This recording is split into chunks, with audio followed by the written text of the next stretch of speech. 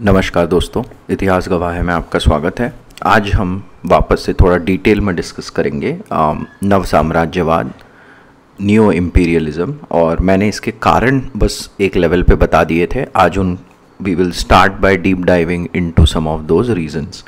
सो सबसे पहले था the impact of industrial revolution, औद्योगिक क्रांति का प्रभाव। और इसको बेसिकली बहुत सारे सोशलिस्ट, मार्क्सिस्ट जो विद्वान थे, एक्सपर्ट्स थे, इन्होंने इस पे काफ़ी चर्चा करी। तो उसमें से एक थे Hobson, and he wrote like this a book called Imperialism a Study। and उन्होंने बेसिकली वही बात कही कि जब प्रॉफिट कमाते हैं कैपिटलिस्ट, तो वो दो तरीके से यूज़ किया जा सकता है। वो या तो अपने पास रख सकते हैं और अपना बिजनेस एक्सपैंड कर सकते हैं, या उसका कुछ हिस्सा जो लेबर है उनमें डिवाइड कर सकते हैं। बट वो लोग ऐसा चूज़ नहीं करते हैं, वो लेबर्स के साथ वो प्रॉफिट शेयरिंग नहीं करते हैं। आई थिंक ये बात हमने पहले डिस्कस करी थी, और इस कारण से बहुत ज़्यादा एक्सप्लॉयटेशन ऑफ लेबर होता है। और इन्होंने मतलब ही did not go in a very radical direction. इन्होंने बेसिकली कहा कि to solve this problem there should be the internal redistribution of the profits that capitalists make out of businesses because of labor support। अब इसमें जो पुनर्वितरण, redistribution वाली बात कही, उस पे लेनिन ने आगे चल के और मतलब थोड़ा और रैडिकल अप्रोच, थोड़ा क्या बहुत ज़्यादा रैडिकल अप्रोच लिया। उन्होंने बेसिकली कहा, उन्होंने एक he wrote something called Imperialism, the highest stage of capitalism। और उन्होंने बोला कि ये क्या होता है कि रीडिस्ट्रीब्यूशन वगैरह नहीं करेंगे ये लोग। इनफैक्ट ये जो कैपिटलिस्ट लोग हैं, इन्होंने जो प्रॉफिट बनाया है, ये अब उसको अपने और दूसरे बिजनेसेस एक्सपैंड करने में लगाएंगे, या दे विल ऑल्सो री invest this capital in colonies, और इससे और एक्सप्लॉयटेशन बढ़ते जाएगा, इससे और इंपीरियलिज्म बढ़ेगा, है ना। तो इस तरीके से समझते हैं कि अभी ये हुआ क्या। जब लेनिन ने ऐसी बात कही तो सोशलिस्ट इंटरनेशनल कॉन्फ्रेंसेस होती थी। अब जब एक स्टुटगार्ट में 1907 तक ऐसी कंडीशंस बनने लग गई थी कि ऐसा लग रहा था कि कोई बड़ा वॉर शुरू होने वाला है। और हम देखेंगे कि मतलब जो पावर्स थे उन्होंने अपने आप को दो गुटों में सेपरेट कर लिया था। ऐसा माहौल, बहुत टेंशनेबल माहौल बनने लग गया था। तो जो 1907 में सोशलिस्ट इंटरनेशनल कॉन्फ्रेंस हुआ स्टुटगार्ट में, वहाँ पर what is the role of labour in, अगर इन केस कोई कॉन्फ्लिक्ट इरप्ट होता है, कोई वॉर होता है, तो लेबर क्या रोल प्ले करेगा। और लेनिन ने क्या कहा कि भाई देखो, लेबर के पास यही मौका है जब कैपिटलिस्ट पावर्स अपने प्रॉब्लम्स के कारण ही वॉर में जाएंगे, उस समय लेबर को they should not participate in this war. This is the best time for a revolution. और ऑफ कोर्स रशिया की आप अगर एग्जांपल लेंगे, जहां पे लेनिन का सबसे ज़्यादा गहन प्रभाव रहा, सो Russia did not participate in the war, क्योंकि वहां पे बोल्शेविक रेवोल्यूशन हो जाता है। वेयर एज ये सोशलिस्ट इंटरनेशनल जो कॉन्फ्रेंस थी, यहां पर डिफरेंस ऑफ ओपिनियन आ गया, क्योंकि जो लोग ऐसे लेनिन जितने रैडिकल विचारधारा वाले नहीं थे, जो ये नहीं कह रहे थे कि भाई लेबर को पार्टिसिपेट ही नहीं करना चाहिए, दे वर ओवरकम बाय नेशनलिज्म। देखिए, नेशनलिज्म एक बहुत ही स्ट्रॉन्ग फीलिंग है। तो ये जो नेशनलिज्म की जो लहर फैली, आई मीन फर्स्ट तुम्हारी कंट्री वॉर में है तो तुम कैसे उसको सपोर्ट नहीं कर सकते हो। So a lot of this socialist group, they supported their countries in the war। और यहाँ से जो कम्युनिस्ट थे और जो सोशलिस्ट थे, उनके बीच में एक डिवीजन हो गया, एक सेपरेशन हो गया।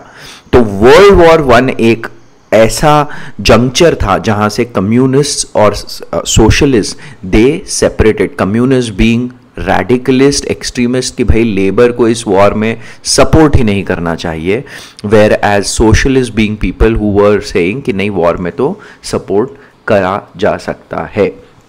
तो अब ये जो कनेक्शन था औद्योगिक क्रांति, इंडस्ट्रियल रेवोल्यूशन और इंपीरियलिज्म का, ये ऐसे क्लियर हुआ। और मैं इसमें दो अप्रोचेस बताना चाहता था, एक सोशलिस्ट टाइप का था जो रीडिस्ट्रीब्यूशन की बातें कर रहा था, और जो एक लेनिन का अप्रोच था जो बहुत रैडिकल अप्रोच की बात कर रहा था। अच्छा, इसमें अब इंपीरियलिज्म कैसे आया? सिंपल है कि मार्केट चाहिए आपको अपने प्रोडक्ट्स के लिए, क्योंकि आप अपने, तो सबसे पहले आप क्या करोगे, दूसरे के प्रोडक्ट्स को नहीं आने दोगे, तो एक ज़्यादा ड्यूटीज लगाओगे, है ना, और अपने प्रोडक्ट को दूसरे के मार्केट में ज़्यादा से ज़्यादा पहुंचाने की कोशिश करोगे। दूसरी बात क्या है, you will get raw materials from at a cheaper rate from other colonies. So वही हुआ, मतलब सो इस तरीके से industrial revolution pushed for imperial approach, pushed imperialism. दूसरा मैंने कहा था नेशनलिज्म, राष्ट्रीय गौरव की भावना, नेशनल प्राइड। क्योंकि आप देखिए, France was not that ahead on industrial revolution but was definitely ahead on imperialism. Colonies France की भी बहुत सारी बनी, और उसका एक रीजन ये था कि to expand their riches they were showing कि how great French people are, है ना, हमारी कंट्री कितनी ग्रेट है। तो मैंने वही कहा कि एक फैक्टर कभी नहीं होता है, तो इंडस्ट्रियल रेवोल्यूशन एक फैक्टर हुआ न्यू इंपीरियलिज्म में, दूसरा था राष्ट्रीय गौरव, नेशनल प्राइड। तीसरा क्या था? तीसरा था एक्सपेंशन ऑफ यूरोपियन डिप्लोमेसी। और डिप्लोमेसी का एक्सपेंशन करने का एक एग्जाम्पल जो था वो था division of Africa in 1884 in Berlin African Congress. और इसमें सारे अफ्रीका का डिवीजन हो गया बिटवीन यूरोपियन पावर्स, ठीक है। इसको बिस्मार्क ने इस कांग्रेस को हेड किया था, और उनका बेसिकली कहना ये था कि भाई, मतलब एक सोच उनकी ये थी कि फ्रांस को एक बहुत बड़ा सा पार्ट मिल जाएगा अफ्रीका का, which was north west Africa, और फ्रांस को वहीं एंगेज रखते हैं सो that you know Germany could become the main power in Europe. But इससे क्या हुआ, अफ्रीका का एक डिवीजन हो गया। तो मेरा कहने का मतलब है, जो कुछ यूरोप में हो रहा था, अब आप देखेंगे सारी जगह पर वो डिप्लोमेसी एक्सटेंड होगी। हमारे वहां पे भी जो कर्नाटिक वॉर्स थे इंडिया में, that was nothing but extension of the war to Austrian succession. वही वॉर था जो कर्नाटक में एक थिएटर में एक्सटेंड हो रहा था, वही कनाडा में भी वही लड़ाई चली। तो ये अब हम इम्पैक्ट सब दूर देखना शुरू करेंगे कि जो इनके डिप्लोमेटिक प्रॉब्लम्स हैं वो सारे कॉलोनीज में दिखाई देंगे। And same for world war one, कि जो जो कॉलोनीज है वो क्यों पार्टिसिपेट करेंगे, क्योंकि ये इनका ही डिप्लोमेसी का एक्सटेंशन हो रहा है, इन्हीं के कारण वर्ल्ड वॉर वन हुआ। तो ये एक चीज हम देखेंगे as a part of one of the reasons for neo imperialism। फिर क्या था, सोशल इंपीरियलिज्म। अब देखिए, सोशल इंपीरियलिज्म का मतलब मैंने बहुत सिंपली बता दिया था कि आप अपने यहाँ के लेबर को एक्सप्लॉइट नहीं कर सकते। क्यों? क्योंकि मार्क्स ने अब बातें बोल दी है, लोग एंग्री हैं, हो सकता है उनके आगे। So capitalism adopted to that whole situation and they said कि अच्छा ठीक है, कॉलोनीज को, दूसरी कॉलोनीज को जाके एक्सप्लॉइट करते हैं। तो इस तरीके से इसको हम सामाजिक साम्राज्यवाद, जो दूसरी के एक्सप्लॉइटेशन को, we can call it social imperialism, and that also became a big reason behind new imperialism. 1870 के बाद जो चेंज हुआ इंपीरियलिज्म का फेस, वो ये था। And finally the role of Christian missionaries, जो मैंने कहा ये वैनगार्ड ऑफ इंपीरियलिज्म कहा जाता है, because wherever imperialism spread they established churches and schools and hospitals and lot of these things so that they could show it as a benevolent face। मतलब कि ये हीथन पॉपुलेशन है, इनको तो कुछ पता ही नहीं है, हम इनका उद्धार कर रहे हैं, ठीक है। अब आते हैं डिवीजन ऑफ अफ्रीका पे। देखिए, डिवीजन ऑफ अफ्रीका के पहले मैंने आपको जैसे एक बताया था कि अफ्रीका में इनलैंड नहीं जा पा रहे थे यूरोपियन पावर्स फॉर 2 रीजंस। एक तो इन्होंने क्या करा था, अपने ही हथियार अफ्रीका में बेच दिए थे, तो मस्केट्स बेच दिए थे, तो अब ट्राइब्स के पास भी मस्केट्स आ गए थे। तो 2 चीजें हुई, एक तो क्विनाइन की डिस्कवरी हुई जिससे मलेरिया को आप यू कैन कॉन्कर दैट। तो इस कारण से अब ये लोग इनलैंड जा पाए। दूसरा था इन्वेंशन ऑफ मशीन गन, क्योंकि अब मस्केट्स वाले ट्राइबल लोग हैं, उनको अगर कॉन्कर करना है तो मशीन गन काम आई। और फिर क्या हुआ, palm oil, platinum, gold, rubber, ये सब रिसोर्सेज मिले, ठीक है, और of course need for raw material तो था ही। तो यहां से फिर अफ्रीका का डिवीजन हुआ और बर्लिन अफ्रीकन कांग्रेस में, जहां पे किसी भी अफ्रीकन नेशन का उस कांग्रेस में रिप्रेजेंटेशन नहीं था, मतलब ऑटोमन एम्पायर और यूनाइटेड स्टेट्स ऑफ अमेरिका का भी रिप्रेजेंटेशन था, बट अफ्रीकन नेशन, जो अफ्रीकन ट्राइब्स थे जो खुद डिवाइड होने वाले थे, उनका कोई रिप्रेजेंटेशन नहीं था इस 1884 की कांग्रेस में। तो आप देख रहे हैं कि यूरोप पूरे अब वर्ल्ड को सिर्फ अपना ही सेंटर, नहीं, अपने आप को सेंटर बना के सब कुछ सोच रहा है। इसका बहुत बड़ा पॉलिटिकल इंपैक्ट अफ्रीका में यह हुआ कि देखिए, Africa was about tribal societies, और tribal societies were then divided by national boundaries. और रिमेंबर, नेशनल बाउंड्रीज का कॉन्सेप्ट ट्रीटी ऑफ वेस्टफैलिया में आया था 1648, ठीक है। तो वो कॉन्सेप्ट फिर से यहां पर लगा दिया गया और पूरे अफ्रीका को नेशनल बाउंड्रीज में डिवाइड कर दिया गया। लिटरली ऐसा लगेगा, देखेंगे आप तो, कि कॉन्टिनेंट को रखा और उस पर बस लंबी लंबी स्ट्रेट लाइंस खींच दी, बस ऐसा ही डिवीजन है दिखेगा आपको। और इससे क्या हुआ कि बहुत बार ऐसा हुआ कि जो वॉरिंग ट्राइब्स है, जो ट्राइब्स लड़ती हैं आपस में, जिनकी एनिमोसिटी होती है, वो एक सेम नेशनल बाउंड्रीज में आ गए, कंटेन हो गए। तो वहां पे बहुत ज्यादा सिविल वॉर सिचुएशंस इरप्ट होने लगी और जो फ्रेंडली ट्राइब्स थे वो 2 या 3 नेशंस में डिवाइड हो गए। सोच रहे हैं आप कितना बड़ा, कितनी मतलब बड़ी प्रॉब्लम खड़ी करके चले गए। और मतलब यही लोग बाद में आके चल के यहाँ पे चैरिटीज चलाएंगे और वेलफेयर करेंगे, but at the same time ये समझना जरूरी कि ये प्रॉब्लम कब क्रिएट किया गया। सब जगह आप देखेंगे अफ्रीका में, जहां जहां सिविल वॉर इरप्ट हो रहा है, वहां आपको इस तरीके की प्रॉब्लम दिखाई देगी। दूसरा क्या था, इकोनॉमिक इम्पैक्ट। सो ये तो पॉलिटिकल इंपैक्ट हुआ, दूसरा था इकोनॉमिक इंपैक्ट। इकोनॉमिक इंपैक्ट क्या है कि एक जोन वो बना दिया गया हर कंट्री में जो थोड़ा प्रोग्रेसिव जोन था, जहां पे अफ्रीकन देशों से ये लोग रिसोर्सेज बटोर रहे थे, तो वहां पे उनको डेवलपमेंट करवाना था, रेलवेज, कम्युनिकेशन वगैरह। और एक जोन है जहां पे बिल्कुल आपको कोई डेवलपमेंट नहीं दिखेगा इन द सेम कंट्री। तो ये इतना बड़ा इकोनॉमिक इंपैक्ट है कि उस जोन के लोग, जहां कोई डेवलपमेंट नहीं था, वो बहुत पीछे रह गए सेम कंट्री में। सोच रहे हैं आप? तो ये थे पॉलिटिकल और इकोनॉमिक इंपैक्ट। अब आते हैं हम 19th सेंचुरी ग्लोबलाइजेशन पे। ग्लोबलाइजेशन देखिए हर सेंचुरीज में हुआ है, हर सेंचुरी मतलब हर समय, हर टाइम पीरियड में आपको दिखाई देगा इन डिफरेंट फॉर्म्स। तो इस समय के ग्लोबलाइजेशन में क्या बहुत बड़ा रोल प्ले करा और कैसे उसने न्यू इंपीरियलिज्म को पुश करा। तो सबसे पहले exchange of goods and food.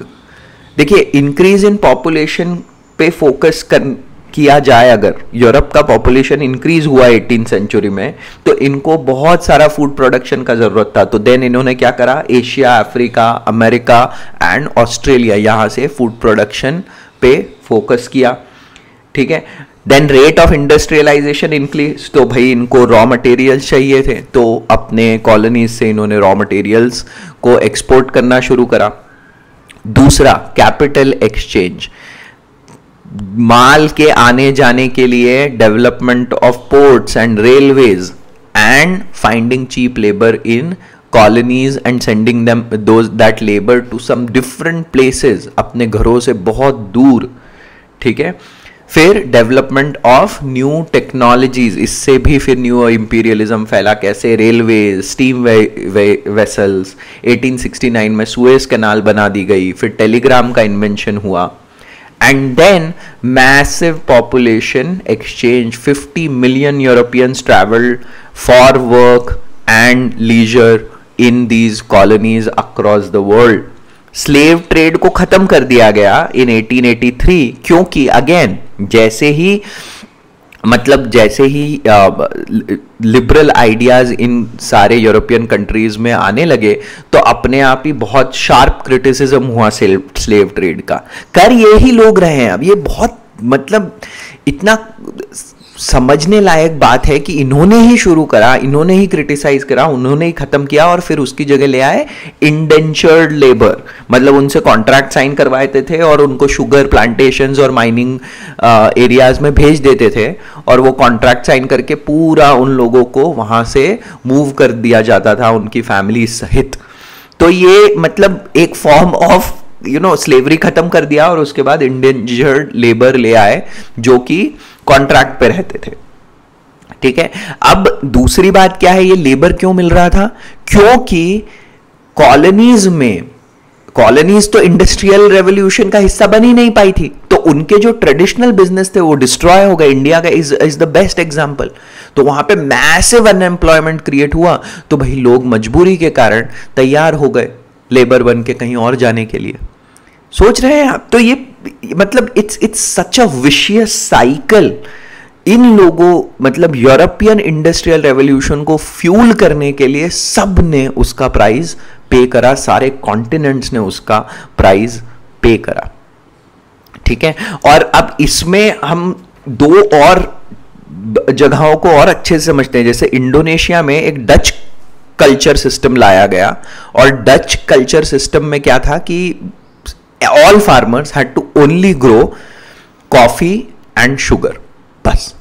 और वो कॉफी एंड शुगर ये लोग रेवेन्यू की तरह ले लेते थे उन फार्मर्स से और उसको प्रोसेस करके वापस भेज देते थे यूरोप में। ठीक है, और फिर जब इसका बहुत क्रिटिसिज्म हुआ है, मतलब this is akin to slavery, right, this is akin to slavery, तो इन्होंने उसको थोड़ा अपग्रेड कर दिया और उसको कॉल करने लग गए डच एथिकल सिस्टम। अब एथिकल सिस्टम मतलब क्या कि उसमें थोड़ा सा कुछ फार्मर्स को दे दिया जाता था, थोड़ा सा।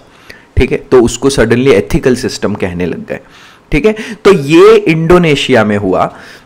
साउथ अफ्रीका में क्या हुआ? साउथ अफ्रीका में पहले डच लोगों ने उस पर अधिकार जमाया और उसके बाद इंग्लिश आए, ब्रिटिश लोग आए, उन्होंने देखा कि अरे यहाँ पे तो डच लोगों का अधिकार है, तो उन्होंने साउथ अफ्रीका का जो नीचे वाला सदर्न पार्ट है जिसको केप कहा जाता है साउथ अफ्रीका में, उससे इन्होंने खदेड़ना शुरू करा डच लोगों को। तो इसी कारण से आगे चल के डच लोग थोड़ा और नॉर्थ साइड में जाकर सेटल हो गए, बट वहां पे फिर और मतलब प्लैटिनम और इस तरीके के संसाधनों की खोज हुई, रिसोर्सेज मिले, तो फिर इंग्लिश लोगों ने इनको और खदेड़ा और आगे पुश करने की कोशिश करी, और इसी कारण से बोर वॉर हुआ वहां पे 1899 में।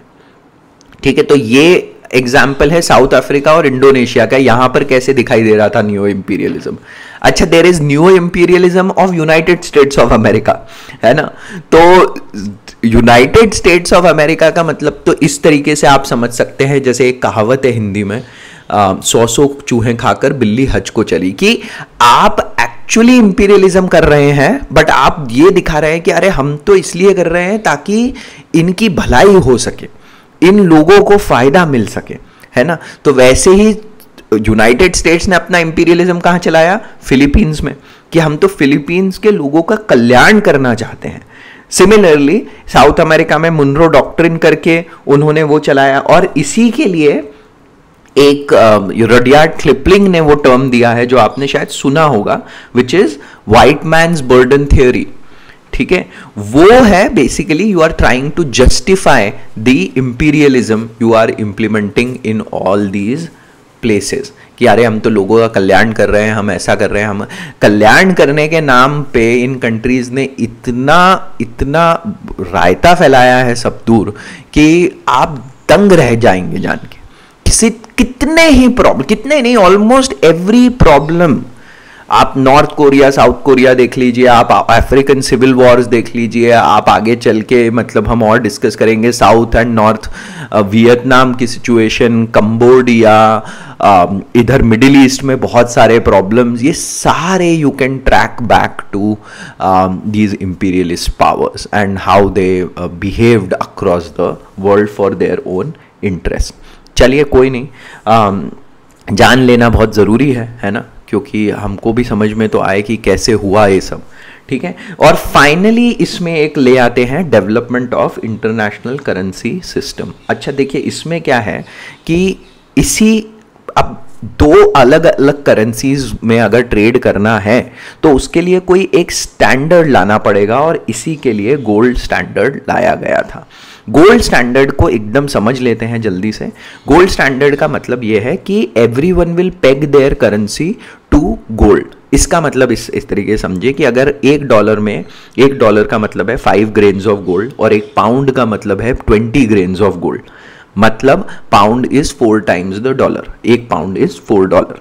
अब मान लीजिए कि यूनाइटेड स्टेट्स ने 1 million pound worth of goods लिया, तो उनका बैलेंस ऑफ पेमेंट के मामले में अब 1 मिलियन पाउंड उनको देना है, मतलब $4 मिलियन वर्थ ऑफ गोल्ड देना है। ध्यान रखिए, $4 million worth of gold United states Britain को देगा, है ना, क्योंकि उन्होंने उतना माल खरीदा है। अब जब वो $4 मिलियन देगा तो यूनाइटेड स्टेट्स का जो फेडरल बैंक, रिजर्व बैंक है, वो क्या करेगा, वो $4 मिलियन मार्केट से, सर्कुलेशन से हटा लेगा। क्यों? क्योंकि उन्होंने गोल्ड दे दिया ना, उनके पास अब उतना गोल्ड कम हो गया है, तो उनको उतना अपने मार्केट के सर्कुलेशन से हटाना होगा। तो जब वो हटाएंगे तो क्या होगा, मार्केट में लिक्विडिटी कम हो जाएगी, पैसा कम हो जाएगा। जब पैसा कम होगा तो अपने आप ही उससे क्या होगा, तुम्हारी डिमांड पे इंपैक्ट होगा, तो डिमांड कम हो जाएगी। डिमांड कम होगा तो कॉस्ट ऑफ लेबर कम हो जाएगा, कॉस्ट ऑफ लेबर कम होगा तो कॉस्ट ऑफ प्रोडक्शन कम हो जाएगा, और उसके कारण ओवरऑल तुम्हारा चीपर प्रोडक्ट हो जाएगा मार्केट में, और इस तरीके से वो बैलेंस सेट हो जाएगा इंटरनेशनल मार्केट में, है ना।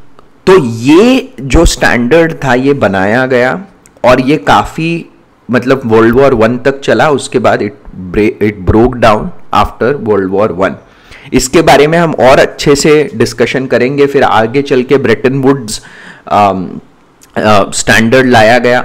ब्रेटन वुड्स में क्या हुआ कि ये जो गोल्ड स्टैंडर्ड है उसकी जगह दुनिया में डॉलर ने ले ली, है ना। सो सेम स्टेटस मिल गया डॉलर को जो गोल्ड का था आफ्टर वर्ल्ड वॉर 2।